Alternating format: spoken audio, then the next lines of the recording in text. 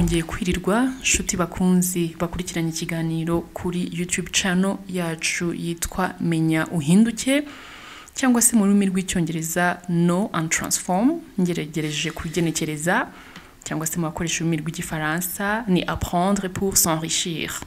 Mbahaye karibu nanone kandi ndabashimiye byimazeyo abakomeje gukanda like, abakomeje gukora share ndetse n'abasubscribing. Thank you very much my dear friends aho muherereye hose, cyane cyane muri gahunda ya guma mu rugo. Nta kundi twabigenze katwihangane nkuko nabivuze mu nyigisho ya mbere, nta kitagira iherezo. Twirinde bikomeye biraza gushira, ariko mu gukomeza kwirinda turaryaza ubwonko bwacu burahari, ibitekerezo byacu birahari, nta udafite icyo atekereza. Hari abantu benshi muri gahunda ya guma mu rugo babibaza bati n'umwanya wo kubana na madame cyangwa na monsieur biranderanja, bitewe nuko nta bushuti baba bafitanye, bitewe nuko nta busabane baba barubatse mbere bikabaderanja. Ndababwiza ukuri, ahubwo ni umwanya mwiza wo kwegerana, umwanya mwiza wo gukundana kurushaho, n'umwanya mwiza niba tutarubatse bwa bucuti none twabwubaka. Ubu nkaba ngiye kubagezaho inyigisho ya kabiri yunganira cya kigisho cya mbere twari twabonye cyo kugarura urukundo mu mwimerere warwo.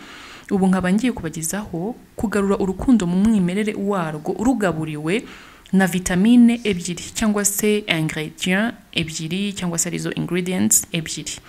Nzajya gerageza kuvanga indimi zitandukanye kuko hari urubyiruko rukunze gusobanukirwa ikintu ari uko bivuze muri rurimi rw'icyongereza cyangwa se muri rurimi rw'igifaransa. Usibye ku mubare munini turi abanyarwanda turacyumva cyane. Rero izo ingredients ebyiri tugiye kuganiraho muri uyu mugoroba, harimo ingredient yitwa ukuri. Tugiye kureba ukuri kunganira dute urukundo. Tubanze twibukiranye mu kanya mu nyigisho ya mbere twabonye ko urukundo rubyarwa n'ubucuti ari ya friendship, kandi icyubaka ya friendship, icyubaka bwa bucuti ari bya bintu bibiri: gukomera ari resilience, n'isura image ya bwa bucuti. Ya kwa gukomera twarebeye hamwe twasanze ari uburyo mubana, uburyo mugirana ibihe, uburyo mugirana amabanga. Ibyo byose bituma ubucuti bwanyu bukomera. Tuza kujya ku isura ariyo iba representer cyangwa se irangazwa imbere n'ibintu bitatu turebera mu mabara atatu abyara andi mabara menshi cyane tubona ku isi. Dusanga white color ariyo la couleur blanche cyangwa se ibara ry'umweru rigaragaza ubudakemwa muba mufitanye, ibihe byiza byaranze ubucuti bwanyu mu minsi yose muba mumaranye. Tuza kujya ku ibara rya kabiri ari ryo bara ryitwa black cyangwa la couleur noire, ibara ry'umukara riba ryaranzwe n'ibihe bikomeye mwaciyemo, kuko isi byanga byakunda. Uyu munsi turaseka, ejo tukarira. Uyu munsi turamanuka, ejo tukazamuka. Maze tuza kugera ku ibara rya gatatu ari ryo ryitwa red color cyangwa la couleur rouge, ari ryo bara ry'umutuku muri mirwacu rw'ikinyarwanda. Iryo bara niryo ryitwa igihango. Nyuma yo kuva mu bihe byiza byo guseka mukajya mu bihe bikomeye byo kubabara cyangwa se kurira, bivamo igihango, mukava amaraso mukayasangira. Ejo ntihazagire ikigutera kibi giturutse iwanjye, nawe ntihazagire ikintera kibi giturutse iwawe. Ibyo nibyo twabonye byubaka ubucuti, bwa bucuti bukaza kubyara urukundo. Ibyo rero bimaze kubakwa neza bikabyara urukundo, rwa rukundo rukenera ibyo twita kurwuhira cyangwa se kurubagarira. Ni nka process cyangwa se ni nk'igihe umwana yamaze kugera mu nda ya nyina, umubyeyi w'umumama amenya kwigengesera bikomeye mu gihe cy'amezi 9 kuva ku munsi wa mbere akimusama. Akamenya indyo yuzuye agomba kurya, akamenya ibyo agomba kunywa, akamenya uburyo agomba kuryama, akamenya ibitekerezo agomba guha ubwonko bwe kugira ngo kwezi kwa 9 azabyara umwana wuzuye umeze neza. Ibyo niba hari ababyeyi bankurikiye murabizi, ntabwo mbibigisha. Rero ni kimwe n'urukundo, iyo rwamaze kuvuka ruvuye muri kwa gukomera na ya masura abyarwa na colors eshatu, urukundo byakunda rugomba kuhirwa. Rugomba kuhirwa n'ibintu byinshi bitandukanye. Buri wese ashobora kumbwira ingredient ye uko ayitekereza, ariko muri uyu mugoroba reka ngerageze mbasangizeho ingredients ebyiri cyangwa se vitamine ebyiri dushobora gukoresha kugira ngo urukundo rwacu rukomeze rubeho uko rukura uko iminsi igenda ahubwo rukomere ruryoshye. Tugiye kubaza kuri ingredient ya mbere yitwa ukuri. Ukuri ntabwo ari ijambo rishya mu matwi yanyu, buri wese nshobora kumubaza turamutse tubonanye akambwira uko abyumva. Buri wese afite uko yampa ibitekerezo bye ku kuri. Ukuri niyo truth mu cyongereza cyangwa se la vérité. Nitumara kuza kuganira ku kuri nka ingredient ibagarira urukundo, yuhira urukundo rwacu ngo rukomere, turaza kurebera hamwe imbabazi. Nyuma tuzagenda tuganira, ariko nkomeza kubararikira kubibutsa gukanda like, subscribe, share and kindly comment. Nabemereye ko mpari tuzajya tuganira mu comments yanyu kuko ubwenge bwanyu ndabukeneye, icyuma gityaza ikindi. Reka turebere hamwe rero ya ingredient yacu ya mbere ukuri. Ese twarukoresha rute uku kuri kugira ngo urukundo rwacu rukomeze rurusheho kuba rwiza kuruta uko rwatangiye? Iyo twakoresheje ukuri nk'uko kubayeho mu mwimerere warwo, urukundo rurushaho kubyibuha, rugakura ndetse rugatangira kwera amashami, opening branches, ahubwo rukagiraho rutangira guha n'abandi, kuko ari abantu baba bakeneye urukundo. Rero iyo urwifitemo ari rwinshi cyane utangira gutanga urwo rukundo ukaruha n'abandi. Ni byiza kwitoza kuvugisha ukuri iteka iyo ubwira umukunzi wawe, kuko bituma akugirira icyizere gihamye, nawe akabigenza atyo agahora akubwiza ukuri. Urugero, umukunzi wawe naguhamagara akakubaza aho uri, ukumva ntushatse kumubwiza ukuri, nshuti yanjye, ihangane witange ukora icyo bita sacrifice.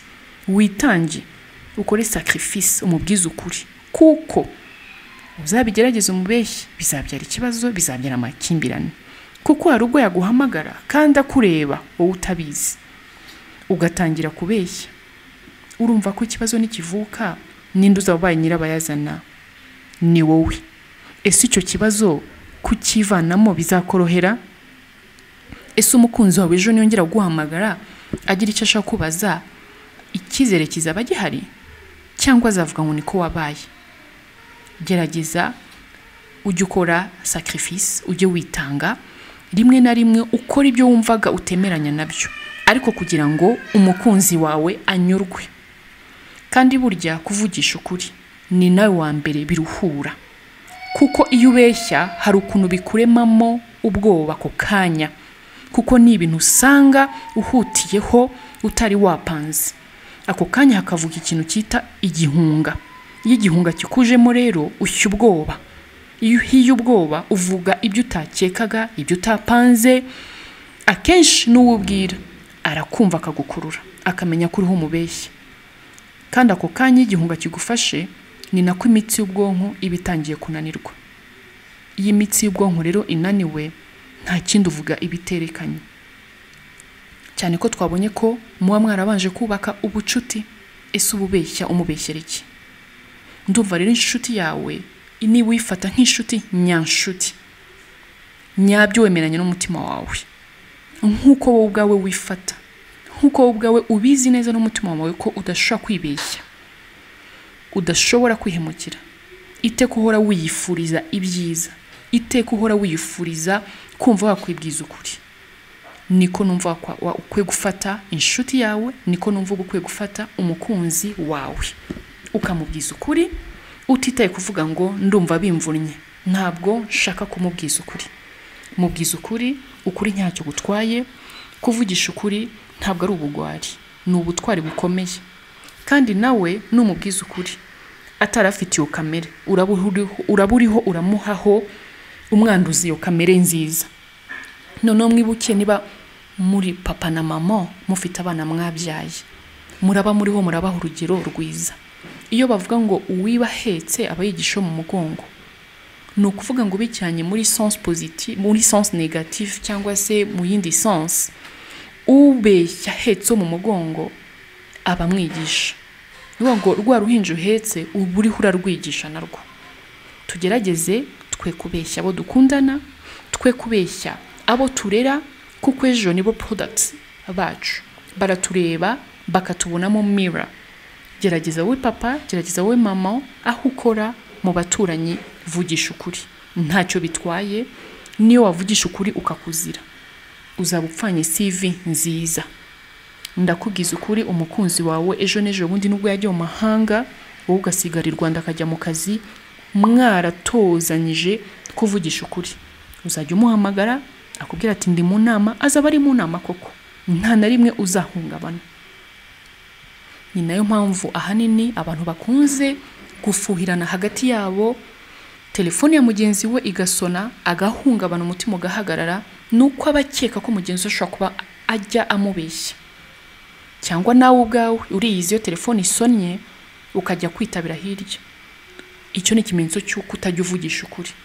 Ariko iyo uzi ko wihagazeho uvugisha ukuri, telefone irasona ugatuza ukitaba, message yasona ugatuza ukayifata. Waba ugiye mu kazi wibagiwe telefone yawe ntuhungabane, kuko uri umunyakuri.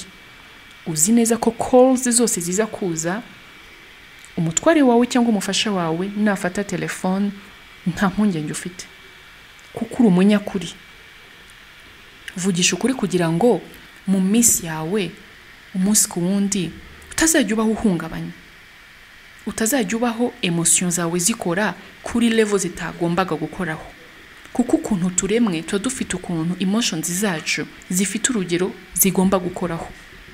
Rero nubaho ninde uguhamagaye ukajya kuvuga ngo ni kanaka wo uhimba, nuvuga ngo ubushyize emotion zawe kuri tension itaremeweho gukora. Ntabwo ari byo. Katubwizanye ukuri, kandi icyo utanze nicyo usarura, icyo ubibye nicyo usarura.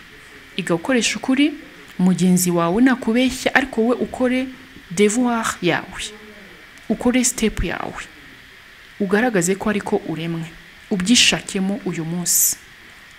Uvugisha ukuri. Hari nk'amakouple nkunze kuganira nabo ugasanga barambwiye bati je sinshaka kubwiza ukuri umugabo wanjye salaire ariyo salary, sinshaka kumubwiza ukuri amafaranga mpembwa, bitewe n'impamvu zakambwira impamvu ze runaka, ariko nta mpamvu nimwe yabaho kugira ngo ukoreshe ikinyoma. Cyokora cyo hari ikintu njya nemera kibaho entre couple. Hari igihe haza situation ukareba umutware wawe cyangwa umufasha wawe ukavuga uti ndamuzi, nimubwiza ukuri ibintu biraza kugenda nabi bitewe n'amarangamutima ye uko ahagaze.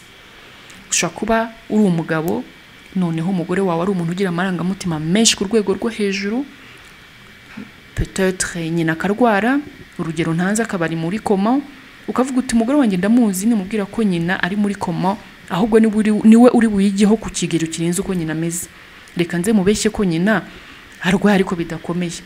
Icyo ntabwo ari ikinyoma. Nge ikinyoma ndiho ndavuga hano, kutavugisha ukuri mvuga hano, ni kwa kuri kuganisha abantu babiri bikundaniye ku munsi wa mbere bakaba bagira mu mwobo wa separation, mu mwobo wa divorce. Twirinde kuvugisha ikinyoma, tuvugishe ukuri, kuko ukuri iyo kugize kwinshi muri wowe, ikinyoma ntigishobora gukomanga muri kamere yawe. Aho guhinduka ukuri wajya kubeshya bikakuvuna. Uzabigerageza ushake kubeshya warigize umunyakuri, ushaka kuzabeshya ariko mu masegonda 20 ntazarenga utabwiye mugenzi wawe uti mbabarira nakubeshyaga. Mugerageze cyane cyane les jeunes gens, ama blague yanyu akunze kuba yuzuye ibinyoma, mwibwira ngo nugutebya. Twige gukoresha ukuri. Murakoze nshuti bakunzi b'ikiganiro cyacu menya uhinduke. Reka tumenye duhinduke. Let's know and transform. Apprenons et enrichissons. Ndabakunda, murakoze. Umwanya nuwanyu kugira musesengura inyigisho. Nkomeje gutegereza comments zanyu hano hasi, ndetse na subscribe yanyu, na like na share. Ibihe byiza turi kumwe.